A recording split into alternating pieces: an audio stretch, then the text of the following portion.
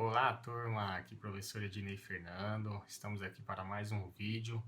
Se você ainda não é inscrito em nosso canal, faça já sua inscrição, ative o sininho e receba nossos vídeos diários. Hoje nós estamos aqui para abordar com vocês um assunto bacana também, que é abordar um pouquinho sobre a fratura de fêmur. Então nós vamos falar um pouco das suas características e nós temos como objetivo principal aqui abordar os seus princípios de atendimento e de imobilização no pré-hospitalar. Quando nós falamos especificamente da fratura de fêmur, que é um osso longo, é um osso que dá estrutura para a nossa perna em si, nós precisamos entender que, por vezes, o trauma, a fratura do osso de fêmur, ele está vinculado a traumas de grande energia, né? É lógico que nós temos o público idoso que foge um pouco a essa regra. Às vezes um trauma de fratura de fêmur de idoso, ele não necessariamente emprega tanta energia assim, mas na sua grande maioria, as fraturas de fêmur elas estão ligadas a traumas de grande energia. Então a nossa proposta hoje é discutir um pouquinho aqui sobre como que é feito esses princípios de atendimento pré-hospitalar.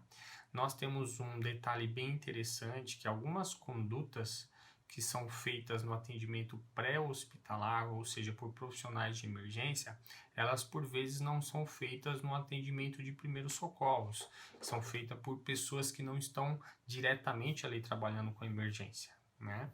Então nós vamos ver, por exemplo, a tala de tração. A tala de tração é um equipamento que os profissionais de emergência podem adotar como uma preferência. Já nos primeiros socorros não é indicado, ok? Então vamos lá. Bom, quando nós falamos da estrutura fêmur, temos que relembrar alguns pontos anatômicos importantes.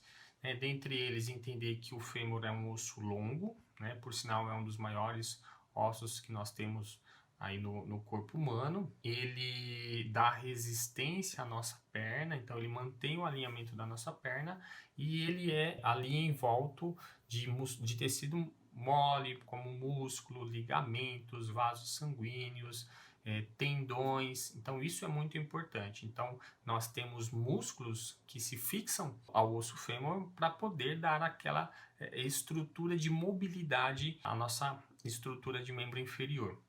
Tá bom? Então o fêmur em si, nós separamos ele em três regiões, né? Que é a proximal, a região medial e a região distal. Na região proximal nós vamos ter as estruturas, por exemplo, como cabeça de fêmur, trochanter maior, trochanter menor. São estruturas que também podem estar vinculadas à fratura de fêmur, principalmente fratura proximal. Aí nós temos na região medial aqui o que nós chamamos na anatomia de corpo do fêmur ou diáfise também, que muitos conhecem dessa forma.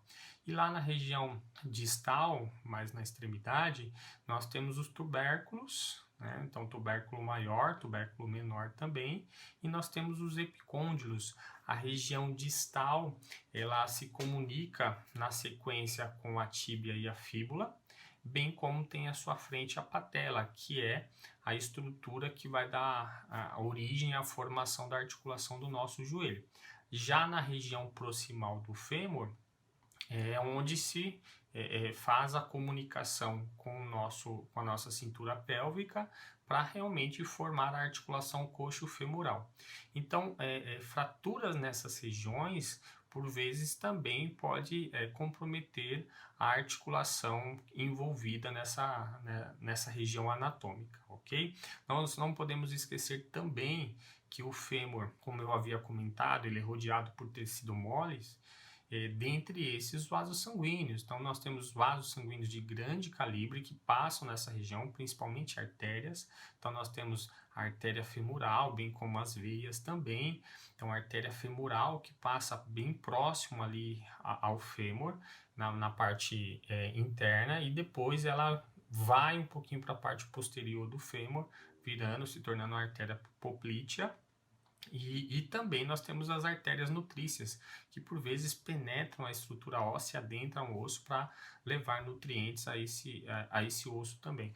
Então, uma vez que eu tenho uma lesão, uma fratura óssea envolvida, eu posso também ter o comprometimento vascular acontecendo. Então, por isso que é comum de a gente verificar em referências, em livros, abordando que quando eu tenho uma fratura de fêmur, eu também geralmente tenho um sangramento volumoso naquela região, tá bom? Então, prosseguindo um pouquinho mais, aqui nós vamos falar sobre os tipos de fratura de fêmur.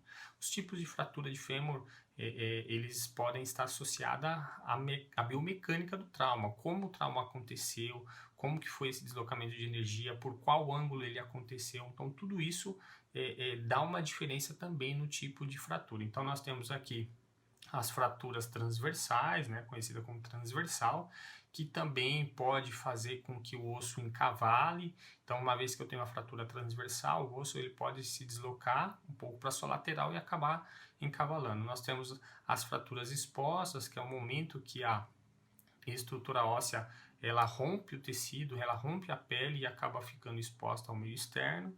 Nós temos a fratura oblíqua, então é uma fratura que acontece na diagonal. Na fratura oblíqua também pode ter um encavalamento, pode ter um deslocamento, então um deslocamento oblíquo.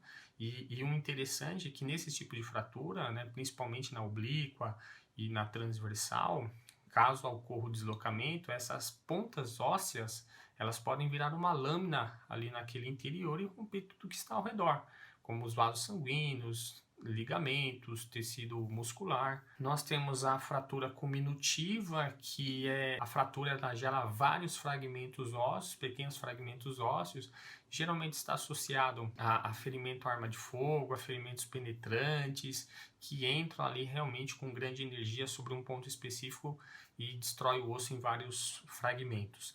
Nós temos a fratura segmentada, né, também, que é a fratura de desangulação que ocorre em mais de um ponto específico do osso. Então, eu tenho vários pontos com lesões transversais e oblíquas. Então, é chamado de segmentado. Nós temos a fratura em espiral. Então, é parecido com a oblíqua, mas ela tende a pegar praticamente toda a circunferência da estrutura do osso. E tem a fratura em galho verde, que é mais comum no público pediátrico, aí nas crianças. Tá bom? Então, esses são alguns modelos de fratura, só que para que a gente entenda que dependendo da biomecânica, dependendo da energia, o que acontece lá dentro dessa região da coxa com o nosso fêmur, né? O que formato ele pode adquirir. Por isso é tão importante os critérios de imobilização que nós já vamos abordar também. Com relação à localização da fratura de fêmur, né, eu havia comentado que o fêmur é separado em proximal, medial e distal.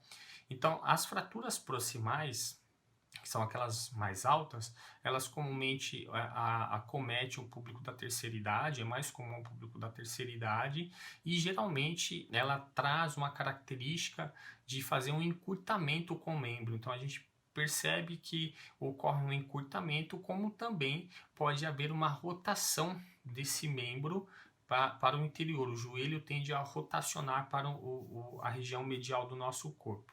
Aí nós temos a fratura diafisária, que é uma fratura que ocorre na região do corpo do fêmur, ou seja, na região medial.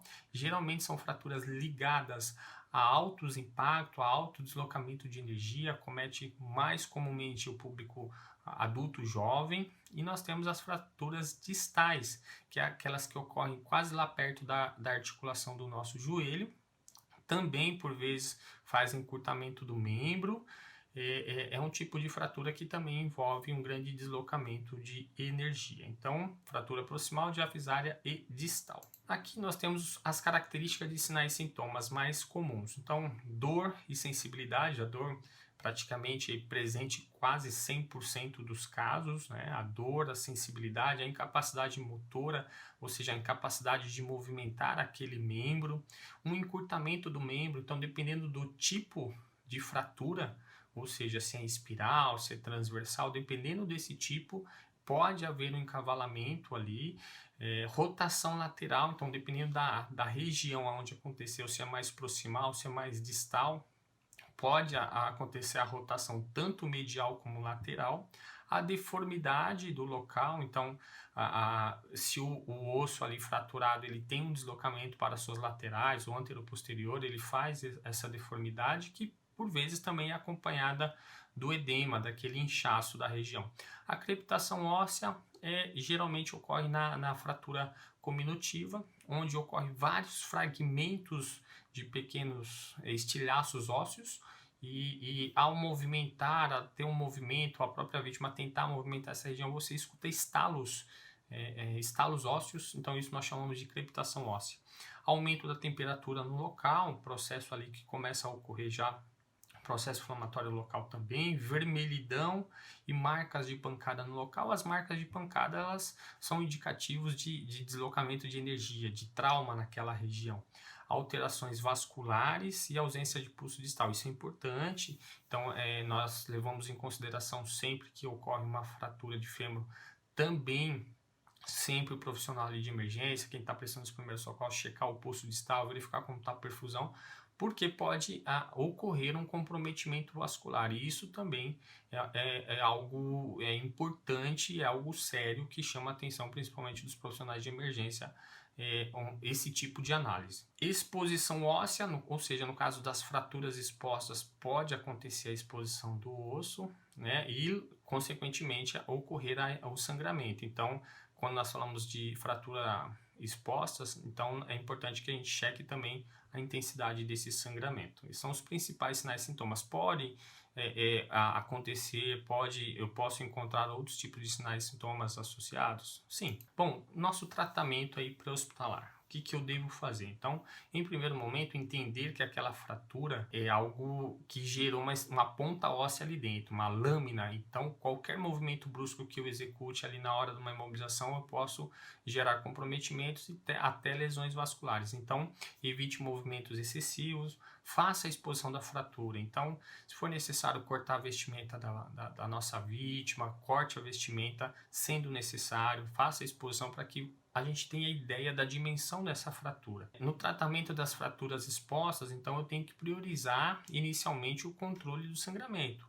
Então, controle esse sangramento, estanque esse sangramento, controle essa hemorragia para o próximo passo ser a estabilização e imobilização dessa fratura. Imobilize a região fraturada sempre, né, atingindo uma articulação acima e abaixo da lesão. Então, o que é recomendado é que a articulação acima e abaixo ela também esteja estabilizada para evitar qualquer movimento ali daquela articulação, e esse movimento ele fazer um movimento ali no ponto aonde ocorreu a fratura. Por isso que as articulações acima e abaixo também devem estar estabilizado. Imobilize a fratura conforme encontrado. Então, para quem presta primeiro socorro, aí uma das orientações é imobilizar o osso da forma que eu encontrei, para não haver risco de comprometimento vascular na hora de uma manipulação incorreta. Os profissionais de emergência que trabalham com APH, eles até podem empregar a tala de tração, que na sequência nós vamos falar, ou tentar posicionar o membro o mais próximo da posição anatômica para que seja feito o transporte também adequado dessa vítima, né? Caso o membro esteja numa posição incompatível com um transporte, incompatível com uma imobilização, por vezes o profissional de APH, o profissional de emergência, vai ter que trazer esse membro mais próximo da posição anatômica. Utilize talas de imobilização, então existem modelos de talas, nós já vamos mostrar aqui na sequência alguns modelos, falar um pouco sobre isso. De preferência, enfaixe seguindo o padrão de distal para proximal. Então, se eu tiver que passar as ataduras ou as faixas, como alguns conhecem, que eu comece da extremidade para o centro do corpo, porque caso eu comece ali fazer esse enfaixamento da imobilização e perceba que eu estou apertando demais, garroteando demais aquela região, estou comprometendo o fluxo vascular, é mais fácil eu soltar para a extremidade e começar novamente do que começar pela parte proximal. Quando eu chego lá embaixo eu percebo que esse membro está garroteado, que eu comprometi a circulação, aí eu vou ter que soltar tudo de novo, então eu acabo perdendo tempo. Não faça reintrodução de pontas ou estruturas ósseas que estejam expostas. Então, se eu encontrei uma fratura exposta, eu não posso reintroduzir esse osso dentro do membro novamente, para que eu não leve ali junto bactérias também, não comprometa essa lesão que já aconteceu. Aqui são alguns modelos de talas, então as talas são recomendadas, as talas moldáveis, elas se moldam conforme a minha fratura, por isso que uma das orientações é imobilizar do jeito que eu encontrei, porque a tala permite isso, eu consigo moldar ela e manipular da forma que eu quero para imobilizar aquela fratura. Então tem alguns modelos diferentes no mercado, aqui nós temos a atadura de crepe, alguns chamam de faixa, eu posso usar bandagens também, bandagem triangular, gaze, caso eu tenha um sangramento de uma fratura exposta, e aí eu posso usar fita crepe, esparadrapo para fixar essa imobilização. Então são alguns modelos e nós temos aqui uma demonstração de como que é feito. Então é importante que você separe todo o material, né, da quantidade de talas adequadas. Nós recomendamos que para membro inferior você utilize 3 talas, esse é o recomendado. Caso você não tenha, você trabalha com a sua condição, mas o ideal realmente é 3 talas, que você coloque uma por baixo do membro, uma na lateral externa, para o lado externo, e uma na lateral interna, ou seja, na região medial. Então, praticamente esse membro ele fica imobilizado por baixo e nas suas duas laterais. Depois eu venho fixando as ataduras, ou as faixas, ou as bandagens, no caso aqui desse exemplo, as bandagens triangular. Eu posso ainda, para melhorar a condição de estabilização e impedir que essa vítima movimente o membro, eu juntar o outro membro, mesmo que não esteja lesionado, essa fratura, para dar uma estabilidade melhor nesse membro inferior, né? Nesse conjunto de membros inferiores. Então vejam só, percebam que aqui o emergencista ele coloca as talas nas laterais, já tinha colocado uma tala embaixo, depois ele fecha com uma tala na região medial. Percebam que ele dobrou a ponta da extremidade do pé, não devemos deixar pontas para fora, extremidade para fora, para não ficar esbarrando ali e acabar soltando essa imobilização. E nós temos aqui no PHTLS e o ITLS, eles também falam e recomendam a tala de tração nas situações aonde ocorre a fratura medial de fêmur, ou seja, a fratura de diáfise de fêmur. Então, é recomendada somente para o uso de fratura de fêmur e quando essa fratura ocorre em nível medial. Então, fraturas de nível proximal, que possam estar envolvendo a articulação da cintura pélvica, possam envolver fratura de pelve, não é indicado, ok? Bem como não é indicado quando ocorre fratura de tibia e fíbula também. Ou caso haja uma fratura de fêmur e outras fraturas associadas, também não é indicado o uso da tala de tração. Lembrando que a tala de tração é indicada para profissionais de emergência e que tenham ela à disposição para usar. Ela é um excelente estabilizador da fratura medial de fêmur e também contribui para lesões de fêmur, fratura de fêmur que tem comprometimento vascular. Então pode ser um recurso aí interessante para aqueles que tenham à disposição para o uso, tá? Tanto o ITLS quanto o PHTLS aborda um pouquinho do uso da tala de tração. Agradeço a atenção de todos vocês, espero que tenham gostado e aguardamos vocês no nosso próximo vídeo. Um grande abraço a todos. Valeu!